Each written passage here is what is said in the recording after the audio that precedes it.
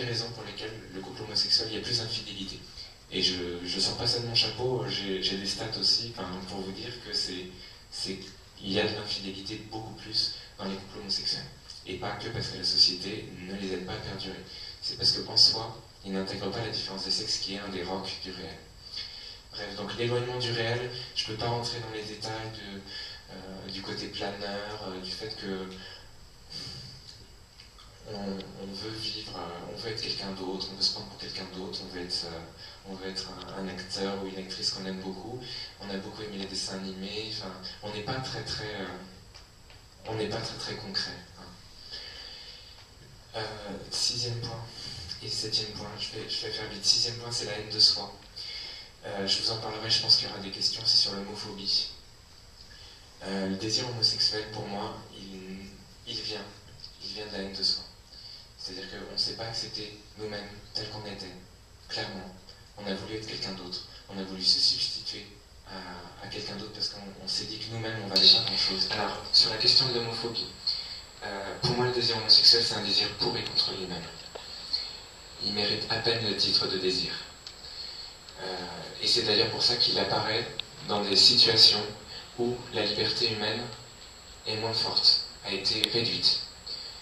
J'ai étudié la question de l'homosexualité, de circonstances dans les prisons, dans les casernes, en temps de guerre aussi. Toutes les situations humaines où la liberté a été moins importante, l'homosexualité s'est développée. Ce qu'il faut que vous compreniez, et c'est difficile parce qu'on est dans une société médiatique qui nous montre, qui essaye de nous justifier l'homosexualité et l'amour homosexuel par deux biais.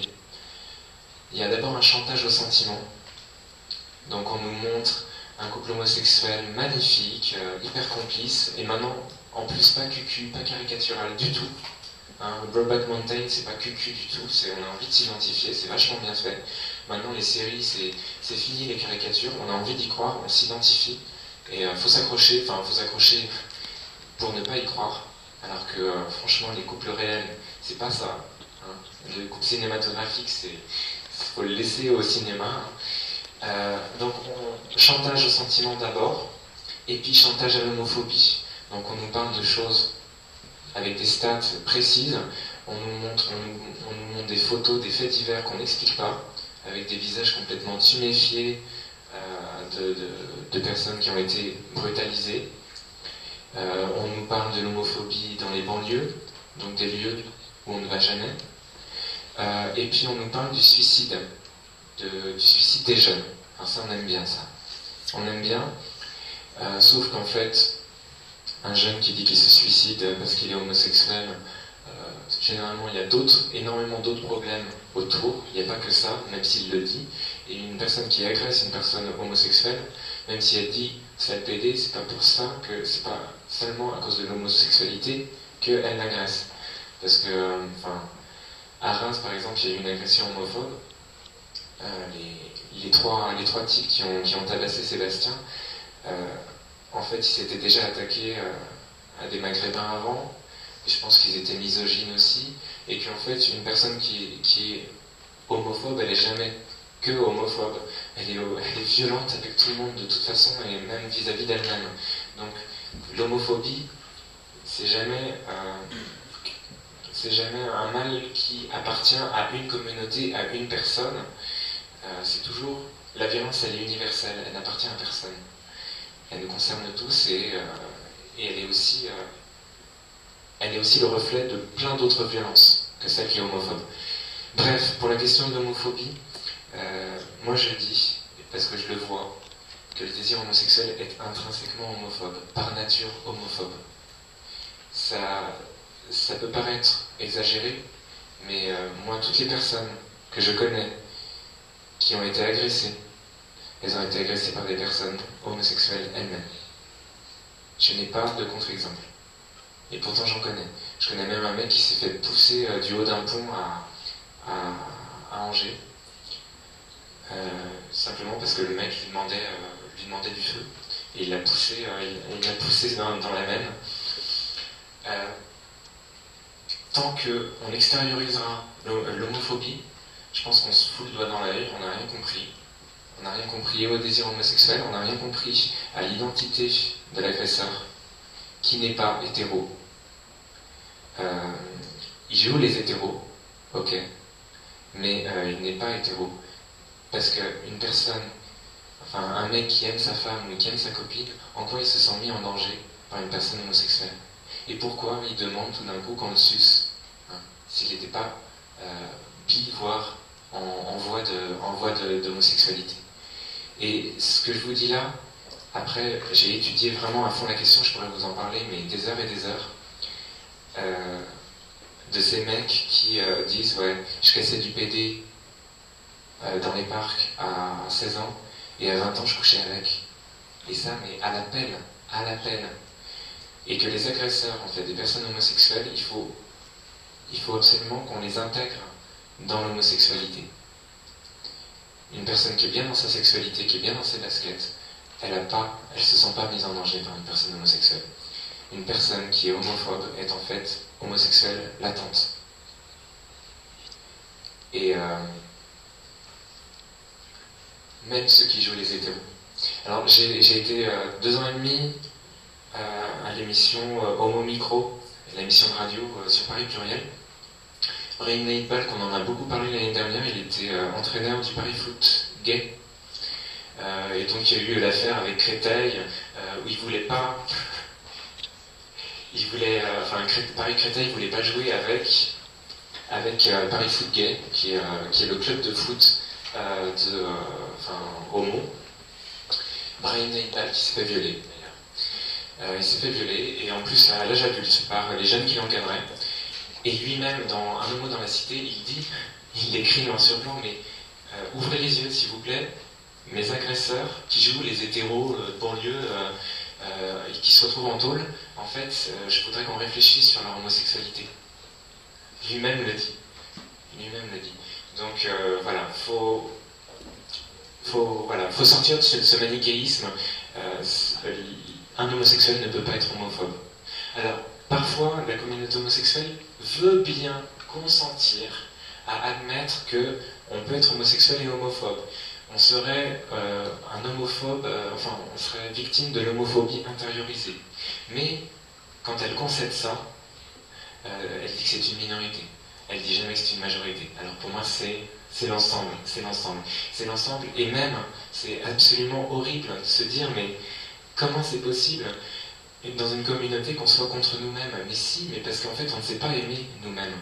Et que l'homophobie du désir homosexuel se traduit même dans les couples, même dans l'infidélité, même moi j'ai vu des gérants de bars qui sont dans le milieu, qui sont dans le marais, détester les folles, détester les mecs qui les entourent, et puis avoir des gros accès d'homophobie, alors qu'ils ont les 2 pieds dedans, et ils continuent à dire qu'ils sont hors milieu. C'est quand même incroyable.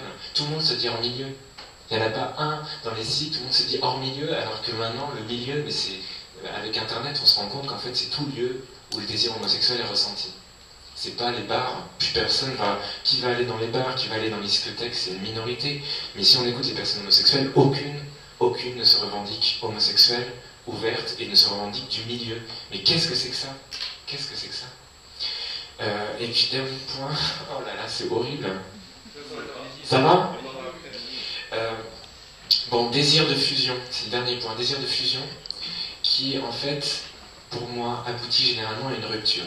Tous les couples fusionnels qu'on connaît autour de nous, qui pensent ne faire qu'un avec l'autre, sont généralement des couples qui s'aiment pas. Parce qu'ils ne reconnaissent pas l'autre, ils ne le laissent pas respirer, et puis ils en font leur chose. Et le désir homosexuel ressemble pour ça au désir hétérosexuel. Alors, je vais vous dire un truc un petit peu difficile à comprendre, parce que je fais une redéfinition, mais c'est pas en fait, je la fais pas, c'est qu'elle existe et qu'elle est historique, mais il faut que vous compreniez ça. Les hétérosexuels, c'est pas tous les couples femmes-hommes, et c'est pas toutes les personnes qui sont attirées par l'autre sexe. Les hétérosexuels, à la base, ce sont, et c'est dit dans les textes, puisque le mot homosexuel a été créé en 1869, et mot hétérosexuel en 1870, donc un an après. C'est très récent en fait. Le mot homosexuel date de la fin du 19e, donc on est en train d'en parler déjà comme une espèce anthropologique qui existe depuis la nuit des temps, c'est faux. Hein. Le mot homosexuel est très récent. Et d'ailleurs, Michel Foucault insiste beaucoup pour dire que les homosexuels, c'est une catégorie récente. Même si le désir homosexuel a de tout temps existé. Et un an après est créé le mot hétérosexuel pour les distinguer, pour dire en fait c'était plutôt bisexuel. Et les hétérosexuels, ça voulait dire comme homosexuels, c'était des personnes qui voulaient une sexualité en deçà des institutions d'église ou d'État. Donc c'était des personnes qui étaient très proches des homosexuels, avant qu'on en fasse après l'antithèse des homosexuels. Ils sont apparus à une période où l'homme a voulu être le centre de lui-même, a voulu se créer lui-même, a voulu choisir, sans rendre compte de ses choix, à une institution d'État ou d'Église. Et où l'homme-objet aussi est apparu. Et je trouve que le désir d'être hétéro, le désir d'être homo est très lié à l'homme-objet et à la femme-objet, de la médecine légale et du cinéma. Et quand une personne veut s'homosexualiser, généralement elle imite l'homme-objet. C'est pas un hasard. Et ceux qui incarnent l'éternel féminin ou l'éternel masculin, les acteurs ou les actrices, généralement font des coming out qui surprennent tout le monde, alors que quand on désire être objet, le désir d'être objet nous rend et homo et très hétéro aussi. Hein, parce que les hétéros, à la base, ils étaient très homo. Et on se rend compte que, en fait, les hétéros, oui, dès qu'on parle d'homosexualité et qu'on place le mot hétérosexualité, les débats, tout de suite, se déchaînent, s'électrisent. On ne sait pas pourquoi. Parce qu'en fait, ce sont des jumeaux. Homo et hétéro, ce sont des jumeaux. Et d'ailleurs, ce sont des désirs jumeaux, de fusion, de rupture, puisque les hétéros, ils vivent aussi avec le mythe du prince charmant et de la princesse charmante qui vont fusionner. Et généralement, c'est des couples qui durent pas. Hein. Ils peuvent avoir des enfants, c'est peut-être la seule différence, mais c'est pas des familles aimantes. Et le couple homosexuel est aussi dans le même trip. Alors que si on sort du désir d'être objet, si on sort du désir de fusion, eh bien, en fait, on sort de l'homosexualité aussi, on sort de l'hétérosexualité. On n'est plus, enfin, les couples femmes-hommes que je connais, moi, qui s'aiment vraiment, qu'est-ce qu'ils ont à foutre d'imiter l'homme ou la femme objet de la télé? Ils en ont rien à faire. Ils vivent leur vie, ils se choisissent librement, et puis voilà. J'ai pas fini, mais bon, je m'arrête là. Alors, est-ce que vous avez des questions ?